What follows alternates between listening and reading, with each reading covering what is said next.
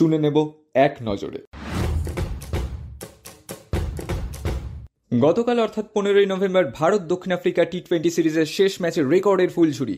Bharat match জিতল 135 রানে এবং সিরিজ তাদের অনুকূলে 3-1। ভারতের 283 রানের জবাবে দক্ষিণ আফ্রিকার ইনিংস শেষ হল 148 রানে। গতকাল আরও একটি টি-20 ম্যাচে মুখোমুখি হয়েছিল ওয়েস্ট ইন্ডিজ এবং ইংল্যান্ড। ম্যাচটিতে ইংল্যান্ড জয়ী হল 3 উইকেটে। টি-20 সিরিজে আজকের ম্যাচে অস্ট্রেলিয়া পাকিস্তানের বিরুদ্ধে জয়ী হল। টি-20 সিরিজ শেষ করে ওয়ানডে ফরম্যাটে সিরিজে প্রবেশ করেছে শ্রীলঙ্কা এবং নিউজিল্যান্ড। টি-20 সিরিজ ড্র করার পরে প্রথম ওয়ানডে ম্যাচে শ্রীলঙ্কা জয় পেয়েছে 45 রানে। বাংলাদেশকে পরাজিত করল আফগানিস্তান একদিনের আন্তর্জাতিক ক্রিকেটের দ্বিপাক্ষিক সিরিজে। আফগানিস্তানের অনুকূলে সিরিজের ফলাফল 2-1। চ্যাম্পিয়ন্স ট্রফির আয়োজন নিয়ে আইসিসি, ভারতীয় ক্রিকেট বোর্ড এবং পাকিস্তান ক্রিকেট বোর্ডের মধ্যে দড়ি টানাটানিতে বিলম্বিত টুর্নামেন্টের সূচি প্রকাশে। রঞ্জি ম্যাচে 22 গজে ফিরলেন ভারতীয় পেসার মোহাম্মদ শামি। বাংলা মধ্যপ্রদেশের বিরুদ্ধে জয়ী হল এবং মোহাম্মদ শামির দুর্ধর্ষ বোলিং দাগ কাটল এই ম্যাচে। তার সঙ্গে সঙ্গে ভারতীয় সমর্থকেরা এই মুহূর্তে স্বপ্ন দেখতে শুরু করেছে মোহাম্মদ শামির প্রত্যাবর্তনে ভারত এবং অস্ট্রেলিয়া সিরিজে।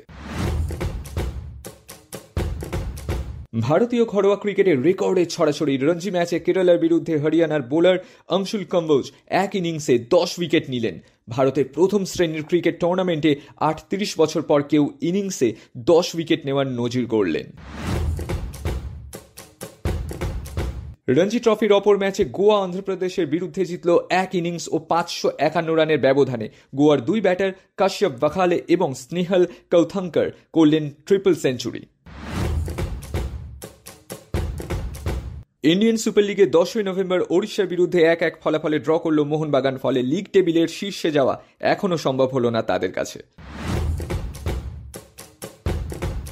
গত 7 দিনের ইংলিশ প্রিমিয়ার লিগে 3টি গুরুত্বপূর্ণ ম্যাচ ছিল, যেখানে লিভারপুল 2-0 গোলে জয়ী হল অ্যাস্টন ভিলার বিরুদ্ধে। ম্যানচেস্টার ইউনাইটেড জিতল লেস্টার সিটির বিরুদ্ধে। চেলসি ও আর্সেনাল করল ড্র। লা লিগায় বার্সেলোনার পরাজয় রিয়াল সোসাইদাদের কাছে 0-1 গোলে। লেগানেস 1-0 গোলে জিতল সেভিল্লার বিরুদ্ধে। সেল্টা ভিগো এবং রিয়াল বেটিসের ম্যাচ হল ড্র। অ্যাটলেটিকো মাদ্রিদ 1-0 গোলে জিতল মালোর্কার বিরুদ্ধে। ইউএফা নেশনস লিগে ইংল্যান্ড 3-0 ব্যবধানে হারালো গ্রিসকে। ফ্রান্স ড্র করল ইসরায়েলের সঙ্গে। ইটালি 1-0 গোলে জিতল বেলজিয়ামের বিরুদ্ধে। পর্তুগাল জয়ী হল পোল্যান্ডের বিরুদ্ধে বড় মার্জিনে, ফলাফল 5-1। স্পেন জিতল 2-1 ব্যবধানে ডেনমার্কের বিরুদ্ধে। ওয়ার্ল্ড কাপ কোয়ালিফায়ার্সে দুই বড় দলের পক্ষে ম্যাচ দুটি ভালো হলো না। প্যারাগুয়ে 2-1 গোলে জয়ী হল আর্জেন্টিনার বিরুদ্ধে। ব্রাজিল 1-1 গোলে ড্র করল ভেনেজুয়েলার সঙ্গে। উরুগুয়ে 3-2 ব্যবধানে হারালো কলম্বিয়াকে। প্রথমে চড় এবং ম্যাচের পরে সৌজন্য বিনিময়। মন জিতলেন কিংবদন্তি বক্সার মাইক টাইসন, কিন্তু ম্যাচ জিতলেন জেক পল। হারালেন কিংবদন্তি বক্সার মাইক টাইসনকে। চলে আসবো বিস্তারিত খবরে।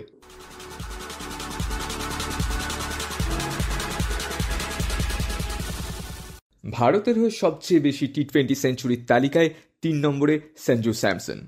টি-20 ইতিহাসের প্রথম ব্যাটার হলেন সঞ্জু, যার এক বছরে 3টি সেঞ্চুরি আছে। 2024-এর টি-20তে এই নিয়ে 9 বার 200+ স্কোর করল ভারত, যা কোনো দলের পক্ষে সর্বাধিকবার। জোহানেসবার্গে 1 উইকেটে 283 রান করেছে ভারত গতকাল, যা দক্ষিণ আফ্রিকার বিরুদ্ধে টি-20 ফরম্যাটে দলীয় সর্বোচ্চ স্কোর। আইসিসির পূর্ণ সদস্য দেশগুলির মধ্যে টি-20তে এক ইনিংসে 2 ব্যাটারের সেঞ্চুরি করার নজির এবার থেকে ভারতেরই কাছে। গতকাল এই কীর্তি গড়েন সঞ্জু স্যামসন এবং তিলক ভার্মা। সঞ্জু ও তিলক অপরাজিত 210 রানের পার্টনারশিপ গড়ল, যা ভারতের পক্ষে টি-20তে সর্বোচ্চ পার্টনারশিপ স্কোর এবং আন্তর্জাতিক টি-20তে দ্বিতীয় উইকেট জুটিতে সর্বোচ্চ। গতকাল ভারতের ইনিংসে ওভার বাউন্ডারির সংখ্যা 23। টি-20তে এক ইনিংসে এটাই ভারতের সর্বোচ্চ ছক্কার নজির। এইগুলো সেই রেকর্ডের ফুলঝুরি, যেটা এক নজরে বলেছিলাম। ওয়েল ওয়েল ওয়েল, কি ম্যাচটাই না ছিল গতকাল। যারা এই ম্যাচটা দেখেছেন তাদের কাছে কতকটা হাইলাইটের মতো ছিল, কিন্তু আমার কাছে এটা রিলস, আমার কাছে এটা কপি বুক ক্রিকেট। অবিশ্বাস্য ইনিংস ভারতের। তিলক ভার্মার 47 বলে 120 রান, সঞ্জু স্যামসনের 56 বলে 109 রানের সৌজন্যে ভারত প্রথমে ব্যাট করে নির্ধারিত 20 ওভারে 1 উইকেটের বিনিময়ে 283 রান সংগ্রহ করে। প্রতিপক্ষের বোলিং নিয়ে বলতে গেলে আমরা বলি এ এতগুলো উইকেট নিয়েছে, সে অতগুলো উইকেট নিয়েছে, কিন্তু এই ম্যাচে দক্ষিণ আফ্রিকার বোলিং নিয়ে বলতে গেলে মার্কো ইয়ানসেন ওভার প্রতি 10 রানের বেশি, কোয়েৎসি, সিপামলা, কেশব মহারাজ ওভার পিছু 14 রানের বেশি, মার্করাম 15 রান করে এবং ট্রিস্টন স্টাবস 1 ওভারে দিলেন 21 রান। সব জায়গায় ভারতের ব্যাটিং তাণ্ডব নিয়ে কথা হচ্ছে, কিন্তু ভারতীয় বোলিংয়ে অর্শদীপ, হার্দিক, বরুণ চক্রবর্তীরা যা করলেন আমার কাছে সেটাও সমান বিধ্বংসী লাগলো। খেলা কিন্তু ভারতের মাটিতে নয়, হচ্ছিল দক্ষিণ আফ্রিকায়, জোহানেসবার্গে, যেখানে 17 বছর আগে ভারতের প্রথম বিশ্বজয় এই টি-20 ফরম্যাটে। আর গতকালও ছিল সেই একই ফরম্যাট। দক্ষিণ আফ্রিকার বোলাররা যেখানে প্রথম থেকেই ডিফেন্সিভ মাইন্ডসেটে চলে গেল, ক্রস, সিম, কাটার, স্লোয়ার বল করে, ভারতীয় বোলাররা সুইংয়ের সুবিধা তুলল। 2.4 ডিগ্রি ভারতীয়দের সুইং হলে সেখানে 0.5 ডিগ্রি দক্ষিণ আফ্রিকাদের সুইং। তার সঙ্গে বরুণ চক্রবর্তীর মায়াজাল কাটাতেই পারল না পুরো সিরিজে প্রোটিয়ারা। আর তারপর এই বিধ্বংসী হার, এই বিধ্বংসী মেজাজে ভারতের নতুন জেনারেশন যে খেলাটা দেখালো, তাতে বলাই যায় পরবর্তী জেনারেশন একদম তৈরি।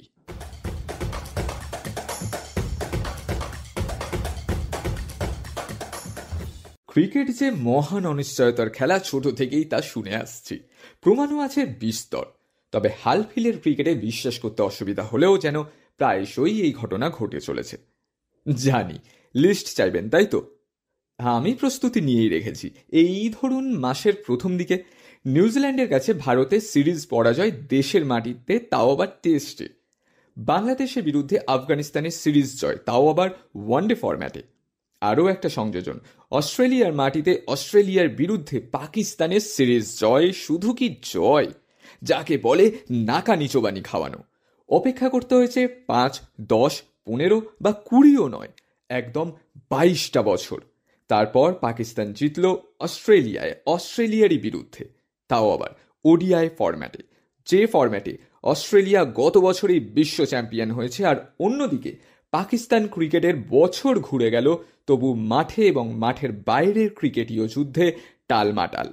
দলটা নতুন অধিনায়ক পেয়ে যেন মানসিকতায় বদলে গেছে। সে যতই অস্ট্রেলিয়ার প্রাক্তন অধিনায়ক মাইকেল ক্লার্ক বলুন যে তৃতীয় ওয়ানডে ম্যাচে প্যাট কামিন্স, মিচেল স্টার্ক, হেজেলউডকে বিশ্রাম দেওয়াই হলো তৃতীয় ম্যাচে হারের কারণ। এই সিরিজের প্রথম ম্যাচ থেকেই পাকিস্তান দলটির মাইন্ডসেট ছিল পজিটিভ। প্রথম ম্যাচে জয় পেলেও অস্ট্রেলিয়ার ব্যাটিং লাইন আপকে পাকিস্তানের বোলিং অ্যাটাকের কাছে দিশাহারা দেখিয়েছে, যা এই সিরিজ জয়ের মূল কাহিনী। সিরিজটা এক ঝলকে দেখে নেওয়া যায়। প্রথম ম্যাচটি ছিল মেলবোর্নে।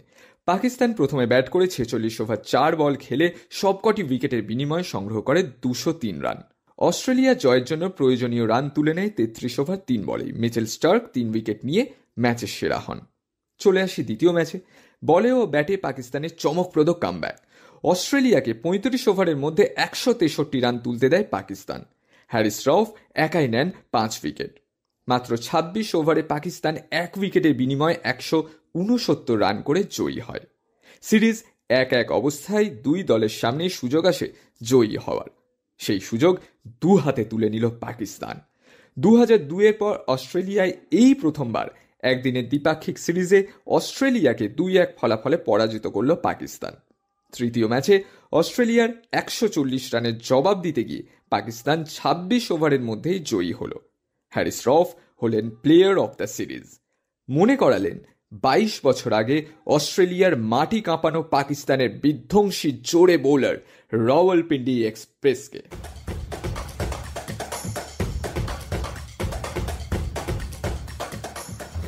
আমরা যারা অল্প বিস্তর খেলা সম্পর্কে জানি, তারা খেলাধুলার নিয়মগুলো একটু হলেও চেনে রাখতে চায়।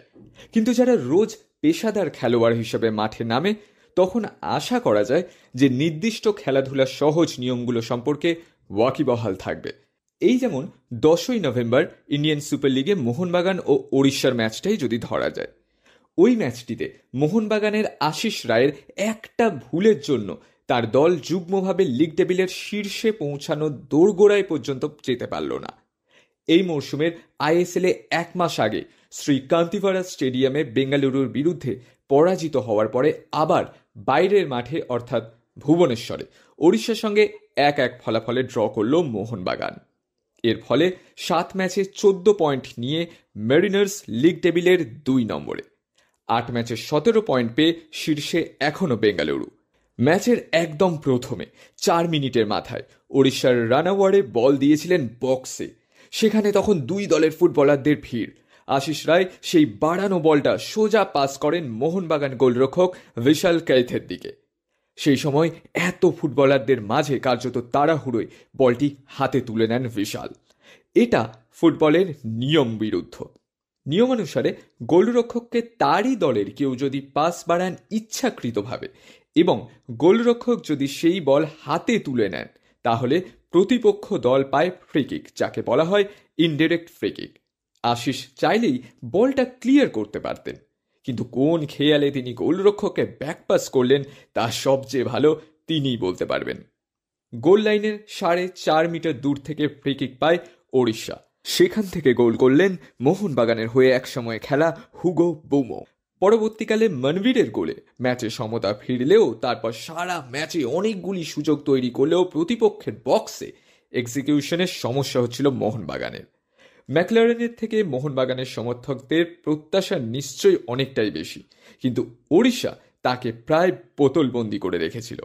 অপরদিকে বিশালের জন্য মোহনবাগান ম্যাচটা ড্র করেছে। বিশালকে দুবার গোল পোস্টের সামনে একা পেয়েও মোহনবাগানের হয়ে একসময় খেলা আরও এক প্রাক্তন রয় কৃষ্ণা ওড়িশাকে জয়সূচক গোল এনে দিতে পারলেন না। ফলে ইন্ডিয়ান সুপার লিগের টেবিলে 8 ম্যাচে 9 পয়েন্ট পেয়ে তারা এখন 9 নম্বরে।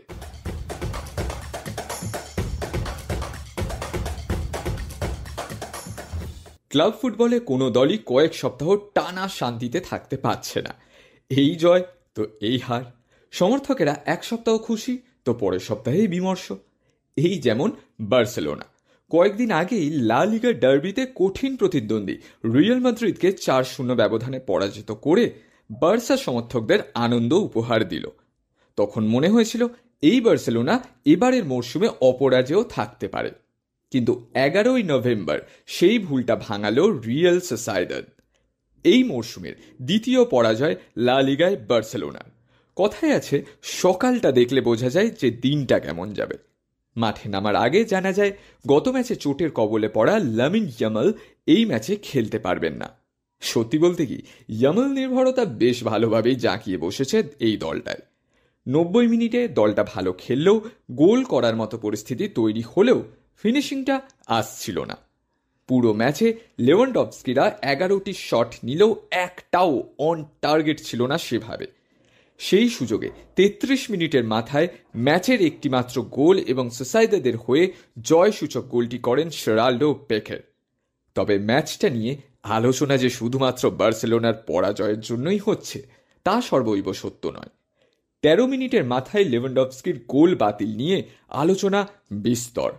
স্বয়ং বার্সা কোচ বলেছেন যে রেফারির ভুল নিয়ে কিছু বলতে চান না, তবে ভিএআরে বাতিল গোলটি বৈধ গোল ছিল বলে মনে করেন তিনি।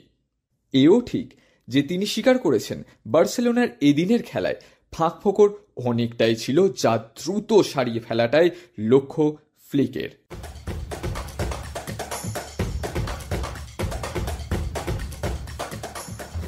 এর আগে যেদিন আমি এক্সট্রা টাইম করেছিলাম সেদিনই জানিয়েছিলাম যে ম্যানচেস্টার ইউনাইটেডের দায়িত্ব পেয়েছেন রুবেন আমোরিম এবং অফিসিয়ালি তার তত্ত্বাবধানে ম্যান ইউ মাঠে নামবে 24শে নভেম্বর। সেদিক থেকে দেখতে গেলে 10 নভেম্বরের ম্যাচটি ছিল ম্যানচেস্টার ইউনাইটেডের শেষ ম্যাচ রুড ভান নিস্টেলরয়ের তত্ত্বাবধানে।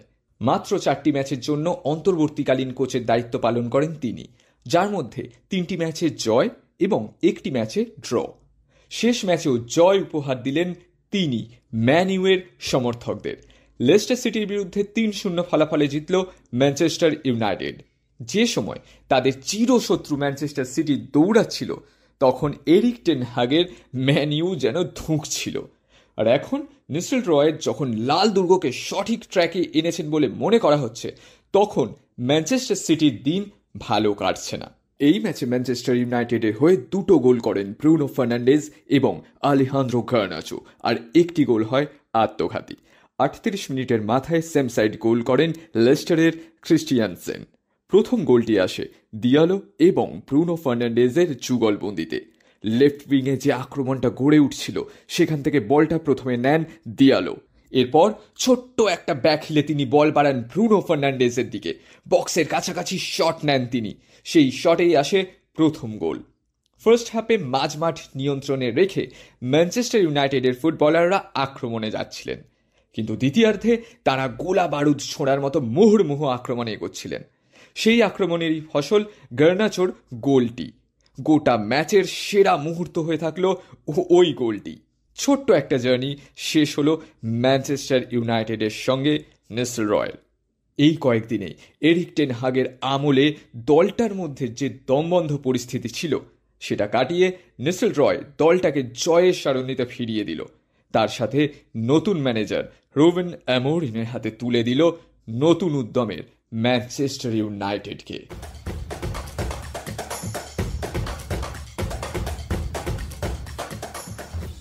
আজ এখানেই শেষ করলাম।